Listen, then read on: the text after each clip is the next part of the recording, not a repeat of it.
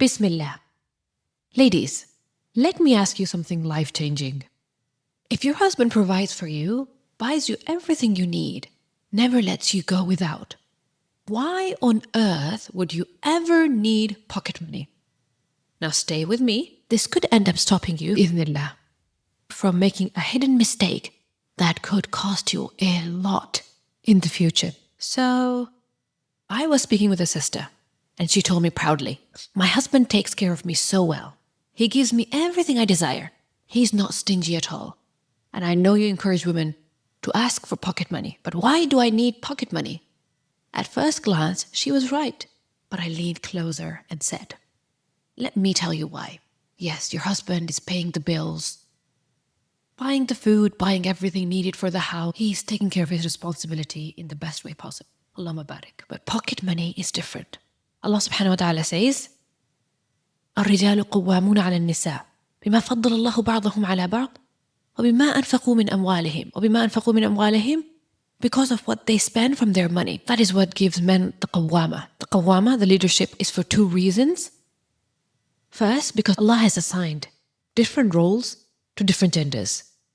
And number two is بما أنفقوا من أموالهم. And because of the money they spend. Even though spending on the house, food, clothes, and everything is included in وبما أنفقوا من أموالهم. But pocket money gets him used to putting money in your hand. It creates a habit of provision that is personal to you, not just to the household. And it's much easier to establish this at the beginning of the marriage. Or better yet, before marriage, when you're assessing the compatibility and you're able to speak to each other in the presence of your wali, you can bring the topic of money up. And you don't ask, will you give me pocket money? Because then he might come up with reasons why he would not. Rather, you ask, how much do you think a wife's pocket money should be? You frame it like it's already a given. And if he asks why, I'll provide everything you need, you simply say, I've always had my own money. I'm used to having my own money. Of course, only say it if that's true. I never lie. But even if you've not been used to having money, you can say something like, I need my own money because it gives me a sense of freedom, a sense of dignity, a sense of happiness. It's mine and I can save it. And I can use it wherever I desire without having to ask. It makes me feel cherished. Wouldn't you want your wife to feel those things? And trust me, his response will reveal a lot about his personality, his inner negative beliefs about women, about money, his love for control, and things like that. Because there is nothing like money to expose people. And once you start receiving your pocket money, here is the nugget of wisdom for you ladies. Islamically, you're not required to disclose your own money to your husband. Transparency is beautiful in marriage, yes. But so is wisdom. You're not obligated to tell him how much you've saved, especially if a man happens to have stingy tendencies. He might start saying things like, use your pocket money to buy your own clothes, your perfume, or your personal needs. And before you know it, your pocket money becomes his way of reducing his spending on you. So what do? You protect yourself. Don't announce your savings. Don't keep track of it in front of him. Instead, create the impression that it gets spent. For example, when he gives you pocket money, especially the first few times, let it seem like you're buying things here and there. He'll assume it's used up, but in reality, you're storing it away safely. That way, when you want a dress, you can still ask him for it without him pushing you to use your hidden savings. So here's what I told that sister who asked me why she needs a pocket money. I told her, never let a man get old, accumulating wealth for himself, while you get old having nothing. After 15 or 20 years of marriage, if divorce happens, la qaddar Allah, he walks away with his wealth, his assets, and even a fresh start. In my other videos, I talk about the marriageability score. It is a term I coined to know how likely you are to get married in the first place.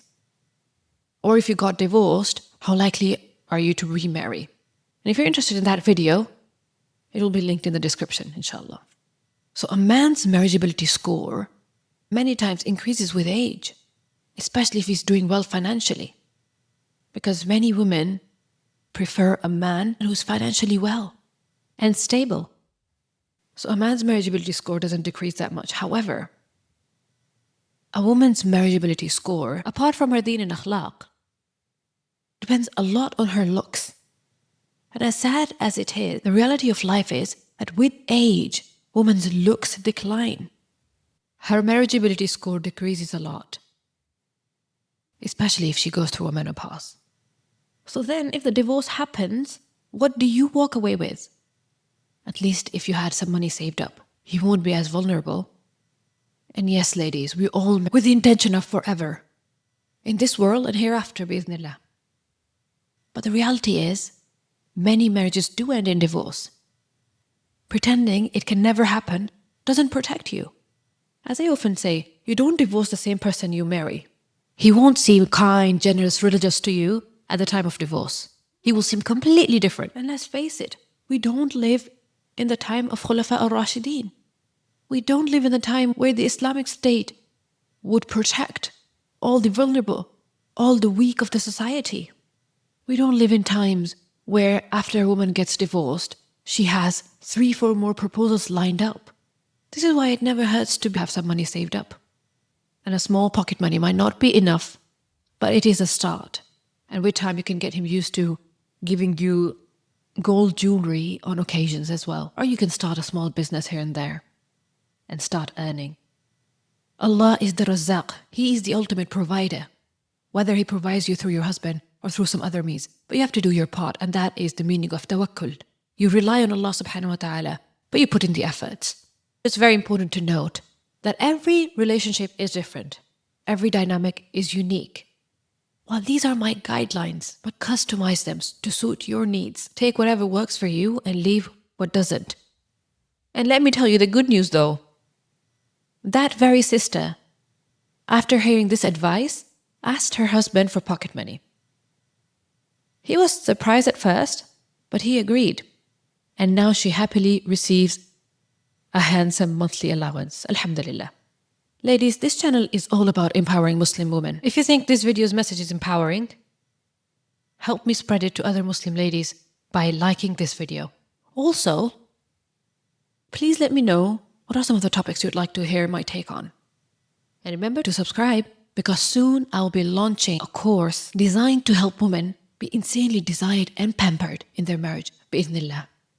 And there will be some free gifts, inshallah, so you don't want to miss out. Wassalamu alaikum.